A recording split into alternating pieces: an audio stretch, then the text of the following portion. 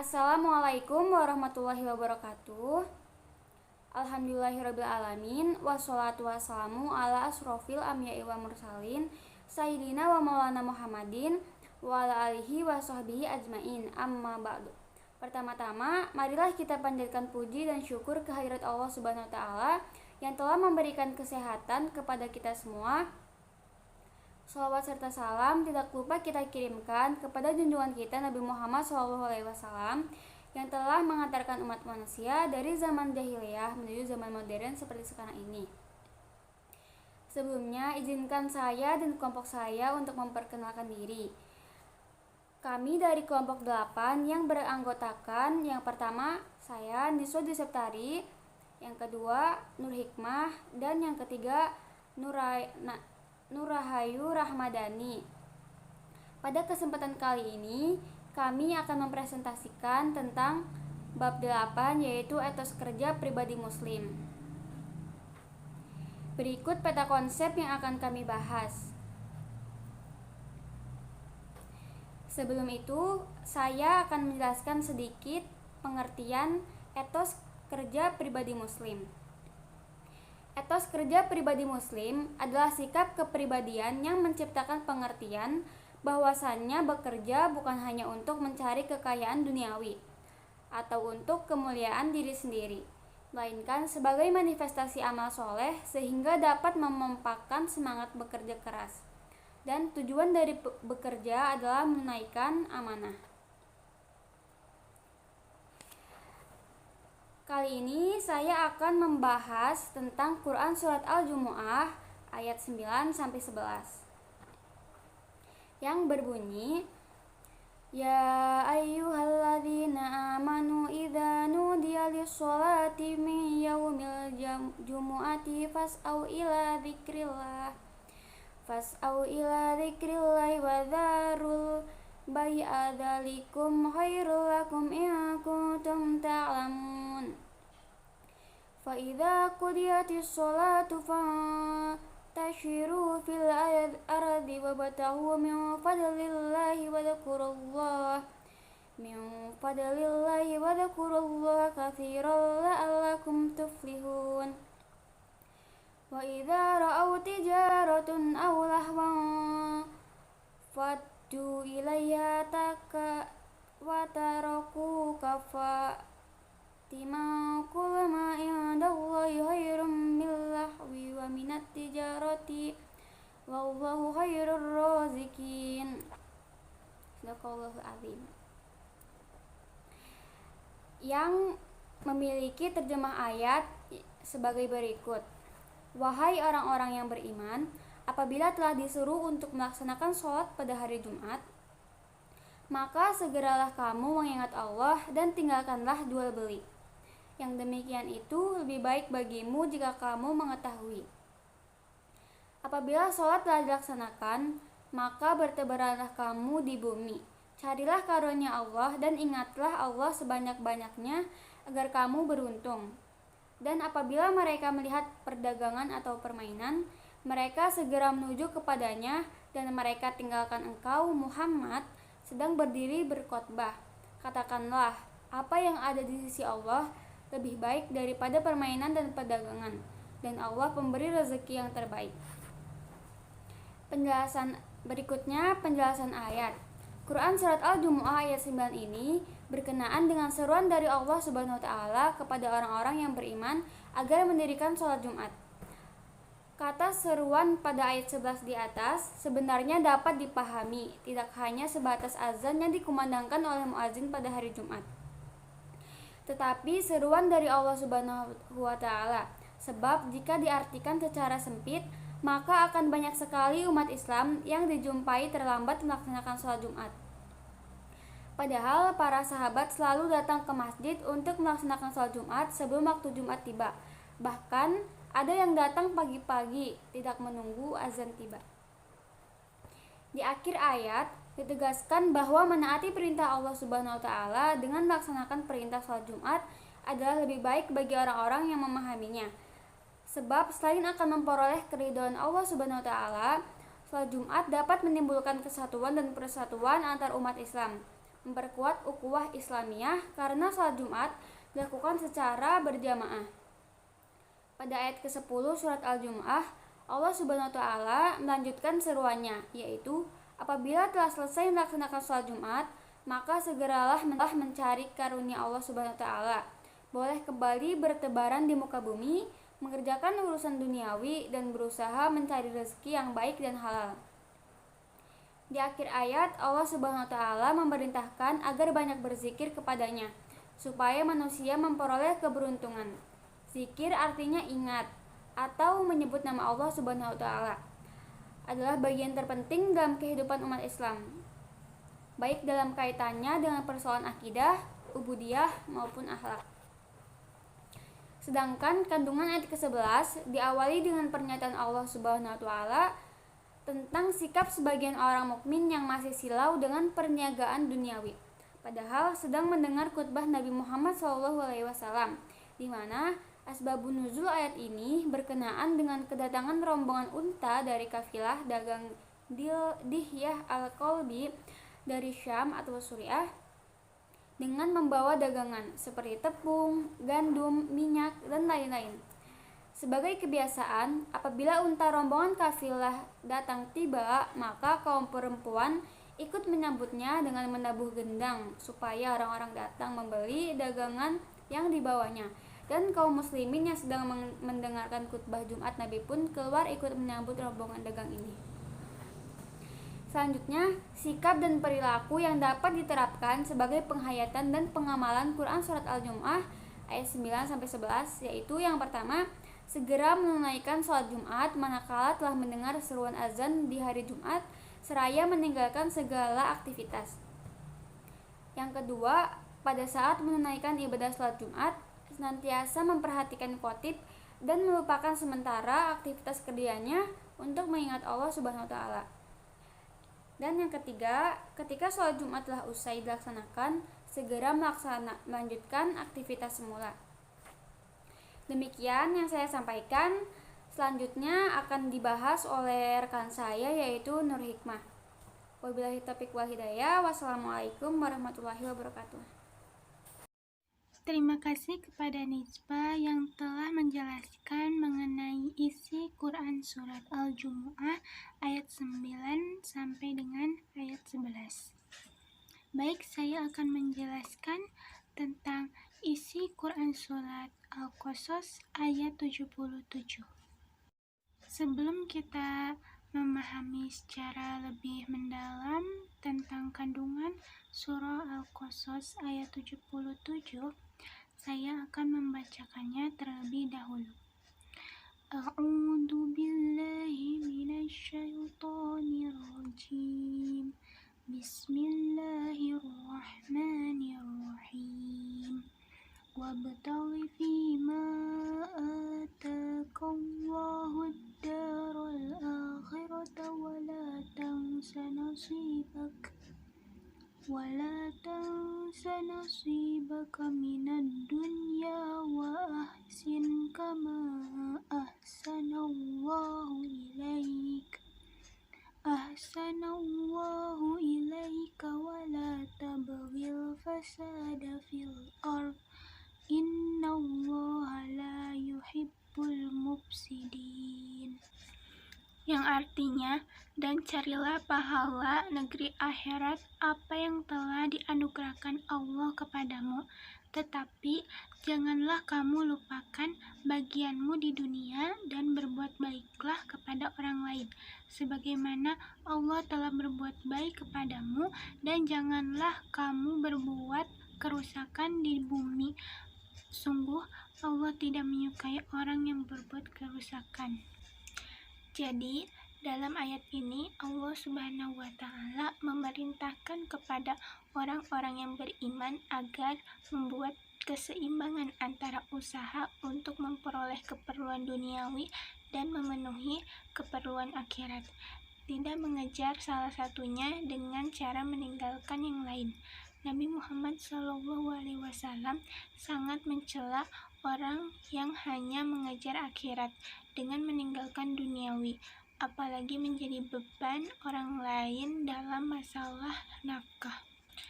Pada saat kita mengerjakan ibadah, kita harus sungguh-sungguh dan penuh penghayatan. Misalnya sedang sholat, harus berusaha melupakan semua urusan duniawi dan hanya mengingat Allah Subhanahu wa Ta'ala, seolah tidak ada kesempatan lagi untuk beribadah kepadanya. Begitu juga dalam menghadapi urusan dunia, harus penuh perhatian dan kesungguhan, sehingga menimbulkan kesadaran bahwa semua perbuatannya itu akan dipertanggungjawabkan di hadapan Allah Subhanahu wa Ta'ala. Manusia terdiri dari jasmani dan rohani. Oleh karenanya, penting bagi manusia untuk bisa menyeimbangkan antara kepentingan jasmani atau material dan rohani atau spiritual dalam diri manusia. Selanjutnya, ayat ini juga memerintahkan kepada manusia untuk bisa berbuat baik kepada Allah Subhanahu wa Ta'ala dan sesamanya. Kewajiban berbuat baik ini sebagai perwujudan sifat-sifat Allah Subhanahu wa Ta'ala yang Maha Rohmah, Maha Rohim kepada seluruh makhluknya.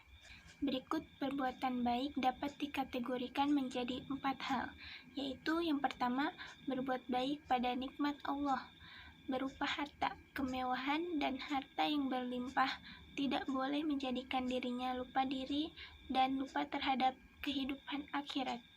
Bentuk perbuatannya baik adalah dengan menggunakan harta untuk memberi nafkah keluarga, menyantuni anak yatim, ataupun biaya pendidikan keluarga. Yang kedua, berbuat baik kepada diri sendiri dengan memelihara kehidupan dirinya di dunia, namun tidak boleh bertentangan dengan ajaran Islam. Bentuk perbuatan baik ini seperti makan, minum, berpakaian, beragama, berkeluarga, bekerja, dan bermasyarakat. Yang ketiga, berbuat baik sebagaimana yang diajarkan Allah Subhanahu wa Ta'ala sebagai wujud pelaksanaan kewajiban muslim, yaitu selalu mentaati perintah Allah Subhanahu wa Ta'ala melalui ibadah dan menjauhi larangan-larangannya. Yang keempat, berbuat baik dengan tidak berbuat kerusakan di muka bumi. Manusia sebagai khalifah di muka bumi ternyata telah banyak menyia-nyiakan amanah Allah Subhanahu wa Ta'ala. Di dalam Quran surat Ar-Rum ayat 41 dijelaskan bahwa kerusakan di darat dan di laut adalah akibat ulah manusia. Allah Subhanahu wa Ta'ala telah banyak mengingatkan manusia di dalam Al-Quran agar tidak melakukan kerusakan di muka bumi. Berikut terdapat sikap dan perilaku yang dapat diterapkan sebagai penghayatan dan pengalaman dalam Quran Surah Al-Qasas ayat 77 ini. Yang pertama, senantiasa menyeimbangkan kegiatan yang menyangkut urusan akhirat dan dunia. Yang kedua, manakala sedang mengerjakan ibadah, kita senantiasa bersungguh-sungguh dan penuh kehusyuan. Juga sebaliknya, saat bekerja senantiasa serius dan giat, penuh tanggung jawab. Yang ketiga, senantiasa berbuat baik kepada sesama dan tidak berbuat kerusakan. Sekian pembahasan dari saya. Selanjutnya akan dibahas oleh rekan saya, yaitu Nur Rahayu. Terima kasih kepada Nur Hikmah yang sudah menjelaskan isi dari Al-Quran Surat Al-Qasas, surat ke-28 ayat 77. Selanjutnya, saya akan menjelaskan hadis Nabi tentang etos kerja pribadi Muslim yang diriwayatkan oleh Ibnu Majah. Bismillahirrahmanirrahim. Hadatsana Hisham bin Ammar, qala hadatsana Ismail bin Ayyash, an Bahir bin Sa'din, an Khalidi bin Ma'dan, Anil Mikdam bin Ma'di Karib Az-Zubaydi an Rasulullahi sallallahu alaihi wasallam qala ma kasaba ar-rajul kasban atiyaba min amali yadihi wa ma anfaqa ar-rajul ala nafsihi wa ahlihi wa waladihi wa khadimihi fahuwa shadaqah. Yang artinya, disampaikan kepada kami oleh Hisham bin Ammar dari Ismail bin Ayyas, dari Bahir bin Sa'ad, dari Khalid bin Ma'dan, dari Al-Miqdam bin Ma'di Karib Az-Zubaydi dari Rasulullah, beliau bersabda, tidak ada yang lebih baik dari usaha seorang laki-laki kecuali dari hasil tangannya sendiri. Dan apa yang diinfakkan oleh seorang laki-laki kepada diri istri anak, dan pembantunya adalah sedekah. Hadis riwayat Ibnu Majah. Selanjutnya yaitu penjelasan dari hadis di atas. Hadis di atas merupakan motivasi dari Nabi Muhammad SAW kepada kaum muslimin untuk memiliki etos kerja yang tinggi. Kita dilarang oleh Nabi hanya bertopang dagu dan berpangku tangan mengharap rezeki datang dari langit. Kita juga harus giat bekerja untuk memenuhi kebutuhan hidup diri sendiri dan keluarga. Bahkan, dikatakan oleh Nabi Muhammad SAW bahwa tidak ada yang lebih baik dari usaha seseorang kecuali dari hasil kerjanya sendiri. Nilai mulia dari hasil kerja bukan hanya dari sisi memperolehnya saja, termasuk juga turut membelanjakannya untuk anak, istri, dan pembantu dinilai sedekah oleh Allah Subhanahu wa Ta'ala. Dalam hadis lain, Nabi pernah mengajarkan kepada kita sebuah doa yang sangat indah sekaligus memotivasi kita untuk memiliki etos kerja yang tinggi sebagai berikut. Bismillahirrahmanirrahim. Allahumma inni a'udzubika minal ajzi wal kasali wal jubni wal haram wal bukhli wa a'udzubika min adzabil qabri wa a'udzubika min fitnati al mahya wal mamat. Artinya, ya Allah, aku berlindung kepadamu dari kelemahan, kemalasan, rasa takut, kepikunan, dan kekikiran. Dan aku juga berlindung kepadamu dari siksa kubur, serta bencana kehidupan dan kematian. Hadis riwayat Muslim. Hadis di atas jelas menunjukkan bahwa Islam sangat menekankan pentingnya bekerja keras, serta sangat tidak mengajarkan umatnya untuk jadi pemalas, lemah, apalagi menjadi peminta-minta sebagaimana hadis Nabi berikut ini. Hadatsana Ali bin Muhammad wa Amru bin Abdillah al-Audi qala hadatsana Waqi' an Hisham bin Urwah an abihi an jaddihi qala Rasulullah sallallahu alaihi wasallam la an ya'khudha ahadukum ajbulahu fayatiya al-jabal fayaji abi huzmati hatobin ala zahrihi fayabi'aha fayastagni bithamaniha khairul lahu min an yas'ala an-nasa a'tauhu aw mana'uh. Artinya, dikisahkan kepada kami oleh Ali bin Muhammad dan Amr bin Abdullah al-Audai dari Waqi', dari Hisham, dari Urwah, dari ayahnya, dari kakeknya bahwasanya Rasulullah SAW bersabda, sekiranya salah seorang dari kalian mengambil tali dan membawanya ke gunung, lalu ia datang dengan membawa satu ikat kayu di atas punggungnya, kemudian menjualnya hingga dapat memenuhi kebutuhannya, adalah lebih baik daripada meminta-minta kepada manusia, baik mereka memberi maupun tidak. Hadis riwayat Ibnu Majah. Inti dari hadis di atas yaitu bahwasanya Nabi Muhammad SAW selalu mengajarkan kita sebagai umat muslim untuk selalu memiliki etos kerja yang tinggi dan selalu bekerja keras untuk memenuhi kebutuhan baik diri sendiri maupun untuk keluarga. Selanjutnya, sikap dan perilaku yang dapat diterapkan dari hadis di atas yaitu pertama, senantiasa bekerja mandiri atau melakukan pekerjaan sendiri. Kedua, tidak mengharapkan uluran tangan orang lain.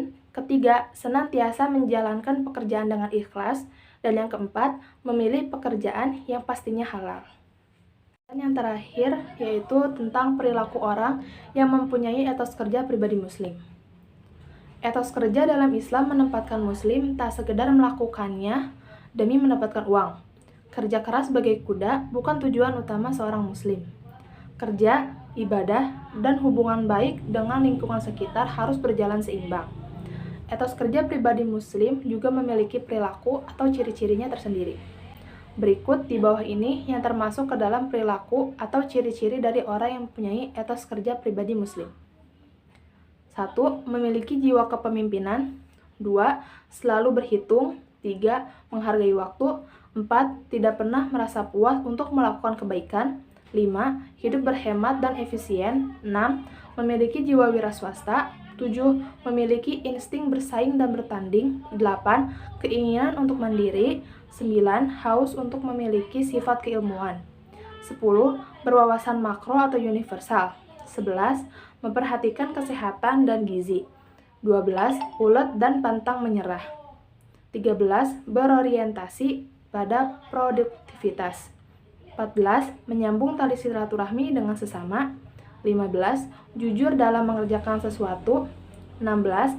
Amanah. Dan yang terakhir, 17, yaitu kreatif. Sekian presentasi dari kelompok 8. Mohon maaf apabila ada kata-kata yang salah. Saya Nurahwi Rahmadani serta dua rekan saya, Nizfa Dwi Septari dan Nur Hikmah, pamit undur diri. Terima kasih. Wassalamualaikum warahmatullahi wabarakatuh.